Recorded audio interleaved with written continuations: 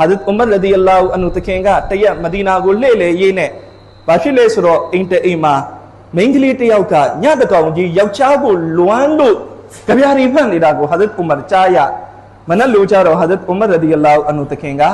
no mimi tami Hafsa takema tamanama sallallahu samge chinya ro Hafsa takema go mire no ngatami no ati ainaung de ma suro atwi jong shi me no mengli tayauka yaucha ma shi be ne balaw cha cha nei nai male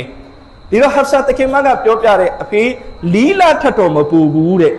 lila thatto ma pu no Hazrat Umar radiyallahu anhu take amait thau lai de no diniya sa bi ro badu ma so siwa yi ne be twa twaတိုင်းပြည်နဲ့ပဲတွားတွားဂျီဟတ်အတွက်ပဲတွားတွားလီလာတက်ပူပြီးမိမနဲ့မခွဲရဘူးဆိုပြီးတော့ဟာဒတ်ဥမာရတီအလာဟ်အန်ဟူတခင်အမိန့်ထုတ်လိုက်တော့ဘာကြောင့်လဲဆိုရင်တော့ကျွန်တော်တို့သားသမီးကိုတရဘီယတ်လုပ်ဖို့ပြုစုပြိုးထောင်ဖို့သားသမီးတွေကိုလိမ္မာရေးချရှိအောင်တွင်တင်ဖို့ဆိုတာက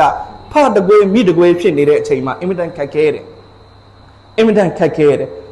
မိနဲ့ဖဆုံမပဲဒီအလုတ်ကတော်တော်ပြောင်ပြောင်မြောင်မြောင်လုပ်လို့ရတာနော်ဒီတော့ကျွန်တော်တို့တွေအားလုံးကအခုဒီမှာထိုင်နေတဲ့ယောက်ျားလေးတွေတစ်ဖက်မှာမိန်းကလေးတွေရှိမယ်ကျွန်တော်တို့အားလုံးကနော်ဆိုင်ရဲ့ဝန်ထမ်းကုမ္ပဏီရဲ့ဝန်ထမ်းစက်ရုံရဲ့ဝန်ထမ်းကြီးတက်တက်မဟုတ်အိမ်ရဲ့လည်းဝန်ထမ်းတွေပဲနော်ကျွန်တော်တို့ရဲ့အိမ်အလုပ်ကပါလေကျွန်တော်တို့အိမ်မှာကျွန်တော်တို့သားသမီးတွေကိုကျွန်တော်တို့ပြုစုပြိုးထောင်ရနော်ဒီအပေါ်မှာရက်တွေရှောင်လန်းနိုင်အောင်လုပ်ပေးရအဲ့ဒီတောင်းကိုထမ်းရွက်နေတဲ့ဝန်ထမ်းတွေပဲအိမ်မှာလေနော်ကျွန်တော်တို့ကိုအဲ့ဒီဝန်ထမ်းတောင်းကိုဘယ်သူကပေးတာလဲ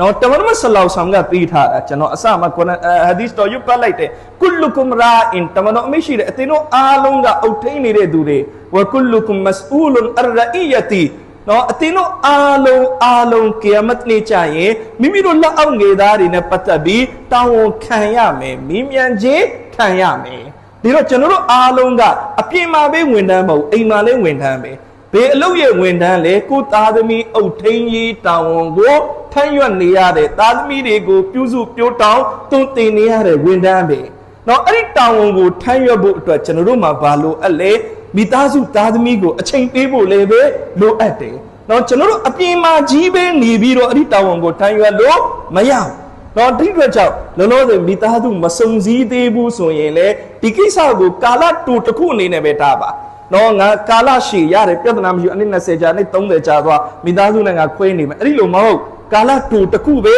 ထားပြီးတော့ကာလတူတစ်ခုကိုဟိုမှာအလုတ်ကင်ကိုစူးစမ်းပြီးလုပ်မယ်နော်ကိုစူဆောင်းပြီးသွားပြီးပြန်လို့ရရင်ပြန်မယ်မြန်မာပြည်ပြန်လို့မရဘူးဆိုရင်ဒီမှာအဆင်ပြေတယ်ဆိုရင်လည်းမိသားစုဒီခေါ်လိုက်မယ်နော်ဒါကိုကျွန်တော်တို့အမြန်ဆုံးဆောင်ရွက်တင်တယ်